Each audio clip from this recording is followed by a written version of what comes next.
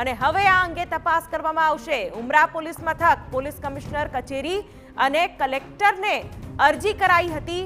ટેકેદારો પૈકી એક ટેકેદાર જગદીશ સાવલિયા નિલેશ કુંભાણીના બનેવી હોવાની પણ જાણકારી। નિલેશ કુંભાણીએ ગુનેગારો સામે કાયદેસરની કાર્યવાહી કરવાની પણ માંગ કરી છે। કોંગ્રેસના ઉમેદવાર નિલેશ કુંભાણીના ફોર્મમાં ટેકેદારોની સહી અયોગ્ય હોવાની વાત કરવામાં આવી હતી। ભાજપે મોટા આક્ષેપ પણ કર્યા હતા અને સુરતમાં આજે રાજકારણ ગરમાયેલું રહ્યું આ મુદ્દાને લઈને। ત્યારે ઠેકેદારોના અપહરણની પણ ક્યાંક વાત કોંગ્રેસે કરી હતી, આક્ષેપ લગાવ્યા હતા। ત્યારે આ મોટા સમાચાર ઠેકેદારોના અપહરણની જે ફરિયાદ થઈ છે તેને લઈને હવે ક્રાઇમ બ્રાન્ચ તપાસ કરશે। નિલેશ કુંભાણીએ પણ ગુનેગારો સામે કાયદેસરની કાર્યવાહી કરવા માટેની વાત કહી હતી અને નિવેદન આપ્યું હતું। કોંગ્રેસના ઉમેદવાર નિલેશ કુંભાણી કે જેના ઠેકેદારોની સહીને લઈને ભાજપે આક્ષેપો કર્યા હતા અને કોંગ્રેસે પણ કહ્યું હતું કે ઠેકેદારોના અપહરણ કરવામાં આવ્યા છે। ત્યારે આ મુદ્દે વધુ વાત કરી રહ્યા છે અમારા સંવાદદાતા યુનુસ ગાઝી।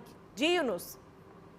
શિવાની, નિલેશ કુંભાણીના ઠેકેદાર સહિત 3 ઠેકેદારોનું અપહરણ થયું હોય તેવી અરજી ઉમરા પોલીસ મથકે નિલેશ કુંભાણી દ્વારા આપવામાં આવી હતી। સાથે જ પોલીસ કમિશનરને અને જિલ્લા ચૂંટણી અધિકારી અને કલેક્ટરને પણ આ જ અરજી આપવામાં આવેલી હતી।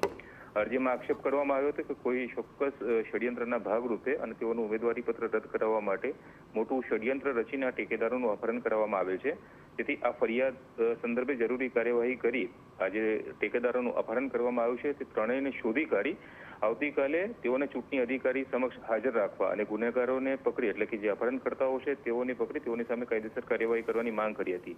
2 માંગ કરવામાં આવી છે। એક તો અપહરણકર્તાઓ વિરુદ્ધ કાયદેસરની કાર્યવાહી કરવી અને એ ઉપરાંત જે ત્રણેય છે ઠેકેદારો તેઓને શોધીને આવતીકાલે ચૂંટણી અધિકારી સમક્ષ રજૂ કરવાની પણ માંગ કરવામાં આવેલી છે। નિલેશ કુંભાણીનું જે રીતે ઉમેદવારી પત્ર રદ કરવા માટેની પ્રક્રિયા શરૂ થઈ અને ત્યારબાદ જિલ્લા ચૂંટણી અધિકારી દ્વારા જે કાર્યવાહી કરવામાં આવી છે તેમાં નિલેશ કુંભાણીના વકીલ દ્વારા આવતીકાલ 11 વાગ્યા સુધીનો સમયની માંગ કરવામાં આવી હતી અને આ જ 11 વાગ્યા સુધીમાં આ જે ઠેકેદારો છે તેને રજૂ કરવા માટેની માંગ કરવામાં આવી છે। આ સમગ્ર મામલાને ગંભીરતાથી લઈ પોલીસ કમિશનર દ્વારા આ સમગ્ર મામલાની તપાસ ક્રાઇમ બ્રાન્ચને સોંપી દેવામાં આવેલી છે અને ક્રાઇમ બ્રાન્ચ આ અરજીના આધારે આગળની તપાસ શરૂ કરી છે। જોવાનું હવે એ છે કે ઠેકેદારોને શોધીને ક્રાઇમ બ્રાન્ચ આજે છે કલેક્ટર કચેરી કલેક્ટરમાં ચૂંટણી અધિકારી સમક્ષ ઠેકેદારોને રજૂ કરે છે કે પછી આગળની કાનૂની કાર્યવાહી આગળ વધે છે। શિવાની। બિલકુલ, તો હવે આગળ શું કાર્યવાહી થાય છે? કારણ કે ક્યાંક કોંગ્રેસમાં જ આ મુદ્દે મતાંતર હતા। નિલેશ કુંભાણી કે જેઓએ ઠેકેદારોના અપહરણની વાત માન્ય નહોતી રાખી, બીજી તરફ કોંગ્રેસના જ નેતાઓએ ઠેકેદારોના અપહરણનો આક્ષેપ લગાવ્યો। ત્યારે હવે ક્રાઇમ બ્રાન્ચની તપાસમાં દૂધનું દૂધ ને પાણીનું પાણી થાય તેવી આશા રાખવામાં આવી રહી છે।